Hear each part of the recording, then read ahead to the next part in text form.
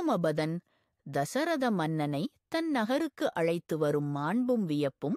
வணக்கம் நண்பர்களே. கடந்த பாடல்ல நம்முடைய தசரத சக்கரவர்த்தி உரோமபத மன்னரை அள்ளி அணைத்து கொண்ட காட்சியை பார்த்தோம். அந்த பேரன்பின் தழுவலுக்கு பிறகு உரோம்பத மன்னனின் மனசு எப்படி துள்ளியது, என்ன பேசினார் தெரியுமா?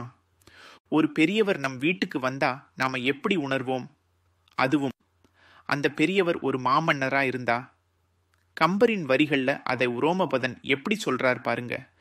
யான் செய்தமா தவமோ இவ் உலகம் செய்தவமோ யாதோ இங்கன் வான் செய்த சுடர் வேலோய் அடைந்தது என மனம் மகிழா மணித்தேர் ஏற்றி தேன் செய்த தர் மௌலித் தேர் வேந்தைச் செழு நகரில் கொணர்ந்தான் தேவர் ஊன் செய்த சுடர் வடிவேல் உரோமபதன் என உரைக்கும் உறவுத் தோளான்.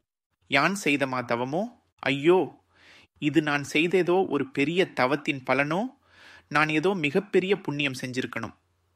இவ் உலகம் செய் தவமோ யாதோ, இல்ல நான் மட்டும் இல்ல, இந்த உலகமே செய்த நல்ல தவத்தின் பயனோ, இல்ல வேற ஏதேனும் ஒரு நல்ல காரியத்தின் விளைவோ அப்படின்னு தன்னடக்கத்தோட அதே சமயம் பரம வியப்புடன் கேட்கிறார் உரோமபத மன்னன்.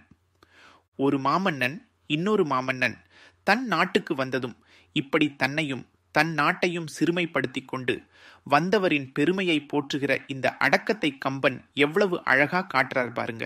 இங்கன் வான் செய்த சுடர் வேலோய் அடைந்தது என.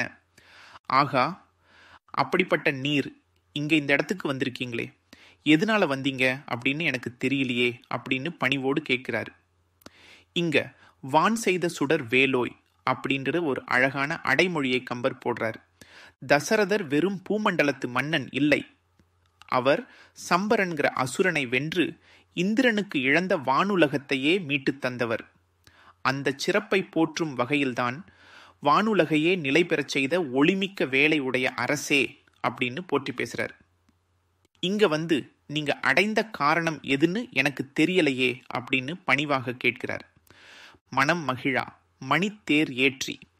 இப்படி மனம் உருகி மகிழ்ந்த நிலையில் அந்த உரோமபத மன்னன் தசரத சக்கரவர்த்தியை தன்னுடைய இரத்தினங்கள் பதிக்கப்பட்ட அழகிய தேரில் ஏற்றி தேன் செய்த தார் மௌலித் தேர் வேந்தைச் செழு நகரில் கொணர்ந்தான். தேன் சொட்டிக் கொண்டிருக்கும் பூமாலைகள் அணிந்த மணிமுடி சூடிய தேர்ப்படைகளை கொண்ட அந்த தசரத மன்னனை தன்னுடைய செழிப்பான நகரத்துக்கு அழைத்துச் சென்றான். தேவர் ஊன் செய்த சுடர் வடிவேல் உரோமபதன் என உரைக்கும் உறவு தோளான். யார் அவன்?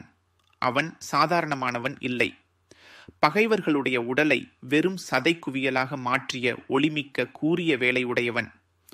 உரோமபதன் என்று உலகமே போற்றும் வலிமையான தோள்களை உடைய அந்த மன்னன் அப்படின்னு கம்பர் இங்கே உரோமபதனோட பெருமையையும் வீரத்தையும் சொல்லி முடிக்கிறார். தன் சொந்த பராக்கிரமத்தை பேசுவதற்கு கம்பன் இங்கே எதிரிகளின் உடம்பை வெறும் ஊனாக மாற்றி வெற்றி பெற்ற உரோமபதனை போற்றுகிறார். ஒரு பக்கம் தசரதரின் உலகம் போற்றும் மாபெரும் வீரம், இன்னொரு பக்கம் உரோமபதனின் வீரத்தையும் அதே சமயம் மாமன்னன் தசரதர் மீது அவர் கொண்ட அளவற்ற மரியாதையையும் பணிவையும் கம்பன் எப்படி ஒரு சேர வார்த்தைகளில் வடித்து விட்டார் பாருங்க. உறவுகளின் ஆழத்தையும் மரியாதையின் மகத்துவத்தையும் கம்பர் எவ்வளவு அழகாக சொல்லிவிட்டார்.